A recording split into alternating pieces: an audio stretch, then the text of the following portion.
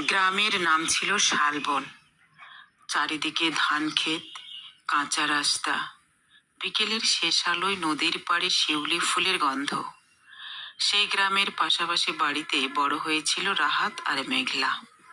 ছোটবেলায় তারা একসাথে স্কুলে যেত, বর্ষার দিনে কাদা মেখে হাঁটতো, শীতে একসাথে খেজুরের রস খেত, আর ঈদের মেলায় হাত ছাড়াছাড়ি না করে ঘুরে বেড়াতো।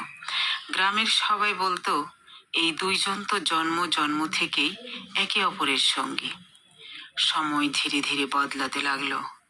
রাহাত লম্বা, চুপচাপ এক ছেলে হয়ে উঠল, আর মেঘলার চোখে যেন সবসময় একটা নদীর মতো শান্তি লেগে থাকতো।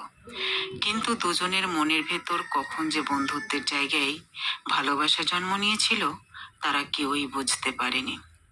একদিন সন্ধ্যায় নদীর পাড়ে বসে মেঘলা বলছিল, রাহাত, যদি কোনোদিন আমি হারিয়ে যাই, তুমি খুঁজবে আমাকে? রাহাত হেসে বলেছিল, তুই হারালে আমি বাঁচবো কিভাবে? মেঘলা কিছু বলেনি, শুধু আকাশের দিকে তাকিয়েছিল, যেন সে আগেই জানতো একদিন সত্যি হারিয়ে যেতে হবে। এইচএসসি শেষ হওয়ার পর রাহাত শহরে পড়তে যাওয়ার সুযোগ পেল। যাওয়ার আগের রাতে মেঘলা তাকে একটা নীল খাতা দিয়েছিল। প্রথম পাতায় লেখা ছিল, সব ভালোবাসার শেষ বিয়ে না হলেও কিছু ভালোবাসা মৃত্যুর আগ পর্যন্ত বেঁচে থাকে। রাহাত তখনও বুঝতে পারেনি কথাটার গভীরতা। শহরে গিয়ে রাহাত পড়াশোনা আর টিউশনি নিয়ে ব্যস্ত হয়ে পড়ল। তবুও প্রতি রাতে মেঘলার সাথে কথা না বলে তার ঘুম হতো না। মেঘলা গ্রামের গল্প করত, নদীর গল্প করত, আর বলতো, তুই শহরে গিয়ে বদলে যাস না যেন। রাহাত বলতো, আমি বদলালে তো আমার ভেতরের গ্রামটাই মরে যাবে। কিন্তু মানুষের ইচ্ছাই তো সব হয় না। একদিন হঠাৎ মেঘলার ফোন বন্ধ পাওয়া গেল। 2 দিন 3 দিন অস্থির হয়ে রাহাত গ্রামে ফিরে এলো। তারপর জানতে পারলো মেঘলার বিয়ে ঠিক হয়েছে, পাশের গ্রামের এক ধনী ব্যবসায়ীর ছেলের সাথে। রাহাত যেন কথা হারিয়ে ফেলল। সে শুধু মেঘলার বাড়ির পাশে সামনে দাঁড়িয়ে ছিল অনেকক্ষণ।